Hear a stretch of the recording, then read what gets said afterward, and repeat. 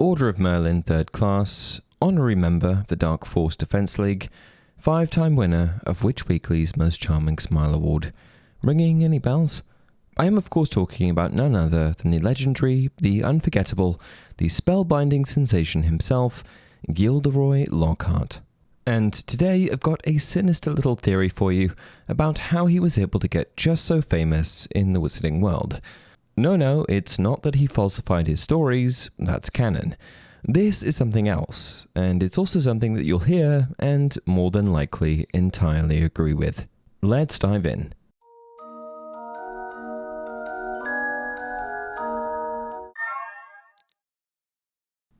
Hey everyone, welcome to another installment of Harry Potter Theory. Gilderoy Lockhart, a British half-blood wizard born in 1964, was his mother's clear favourite.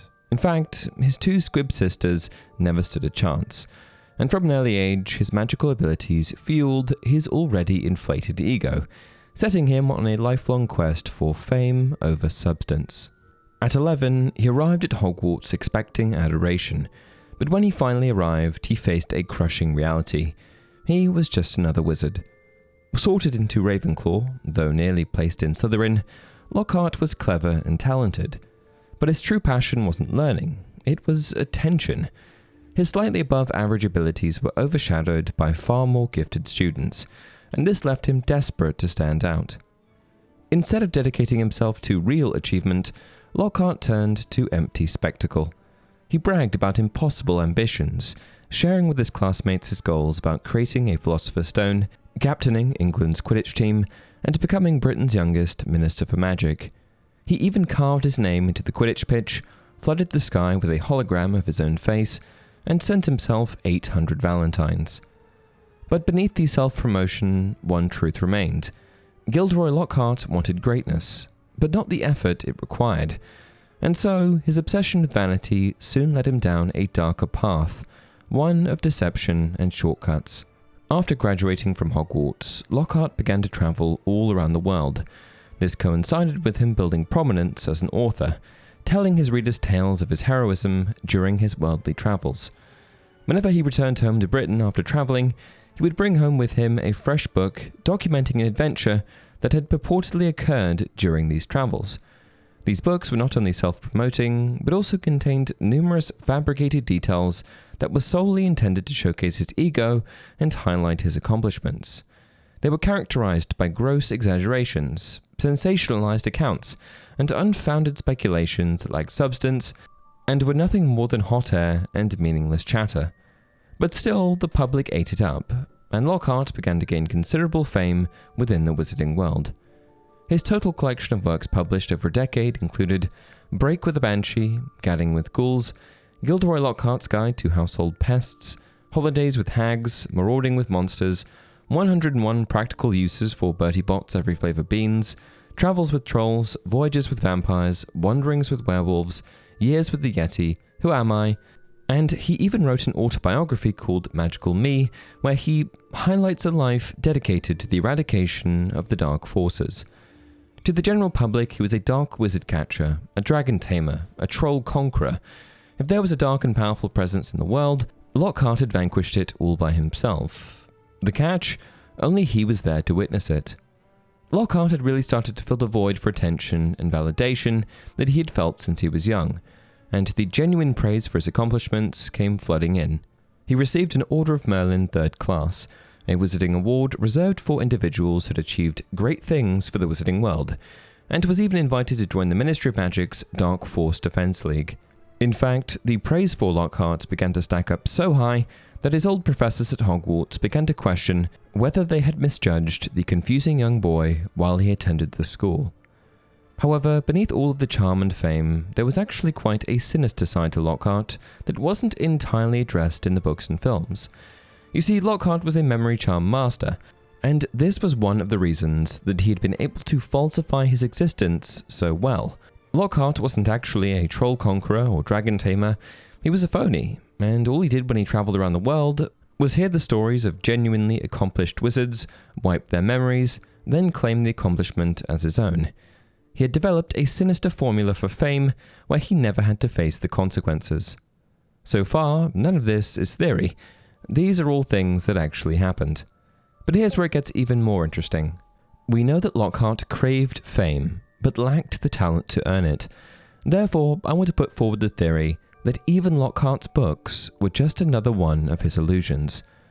We already know that he stole achievements of other witches and wizards, modifying their memories to claim their heroics as his own. But what if his deception didn't stop there?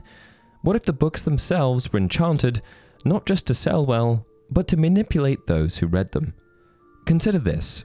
Lockhart's rise to fame was unbelievably rapid. Despite being a fairly average wizard with no real notable accomplishments, he became one of the most beloved figures in the wizarding world. His books weren't just popular, they were wildly successful, eventually turning him into a household name and securing him countless accolades.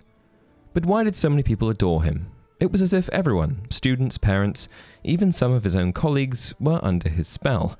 And while the stories he told were impressive, what are the odds that he was also an exceptional writer? A compelling tale can only go so far if the writer lacks the skill to tell it effectively, and we know that Lockhart wasn't really that good at anything. I think that the answer may lie in a subtle, undetectable charm woven into the very pages of his books, a spell designed to make anyone who read them instantly like him, admire him, and believe his every word. This wouldn't be a far stretch for someone like Lockhart, who was already a master of memory charms. And if he could erase and rewrite minds, surely he could craft an enchantment that nudged readers into seeing him as a heroic, charming genius. It would also explain why so few questioned his stories, even seasoned wizards who should have recognized his lies.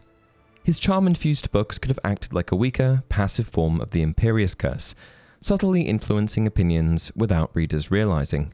This kept Lockhart's secrets even more secret, because under this charm, there's no possibility that those reading the stories would challenge their validity. And it's exactly the type of thing that someone like Lockhart would do in order to cover his tracks. Another countermeasure to make sure none of the people reading them could track them back to the original witch or wizard. It was just a bonus that it made people love him even more. I made a video 4 years ago called Why Dumbledore Hired Lockhart, and over 800,000 tuned in to get some clarification on why. But I can assure you that the people who watched that video weren't the only ones that pondered this question. After being hired as the data teacher at Hogwarts, many people, including Hogwarts staff, questioned Dumbledore's decision to hire him. But for some reason, everyone just sort of adopted a laissez-faire attitude around it. It was like they knew something was up, but they couldn't bring themselves to the point of challenging it. And I think that this may have something to do with the charms he placed on his books. Lockhart's books weren't just bestsellers, they shaped the public's perception of him. And his fans weren't just readers, they were devoted believers, eager to recount his fabricated exploits as if they had witnessed them firsthand. And a charm could explain why so many people, including Hogwarts staff, overlooked the obvious red flags, the contradictions in his stories, his utter incompetence in a practical setting, and his complete inability to defend himself when faced with a real challenge. If Lockhart was capable of wiping memories clean, then manipulating emotions through text would be the logical next step. A simple but powerful charm could amplify the reader's admiration while dulling their skepticism, creating an effect that lingered long after they put the book down. A built-in defense mechanism to protect his fragile house of lies. This could also explain why his downfall was so immediate and absolute. The moment his memory charm backfired and he was no longer able to maintain his false persona, the illusion collapsed entirely. Without his books reinforcing the admiration, the wizarding world saw him for what he really was, a fraud with no real talent beyond deception. If this theory does indeed hold any sort of weight, it means that Lockhart didn't just steal the achievements of greater witches and wizards, he also hijacked the minds of his readers to ensure they never questioned him. I mean, I really wouldn't put it past him. The only ones safe from his antics were those who avoided his stories altogether, like Dumbledore. His reasons for hiring Lockhart can be summed up in his own words. There is plenty to be learned even from a bad teacher. What not to do, how not to be. Perhaps Lockhart's greatest trick wasn't the stories he stole, but the spell he cast on an entire generation of readers. And that's it for this video. What do you think? Could Lockhart have conned the wizarding population even more than we previously realized? Let me know down in the comment section below. Until next time, remember, it does not do to dwell on dreams and forget to live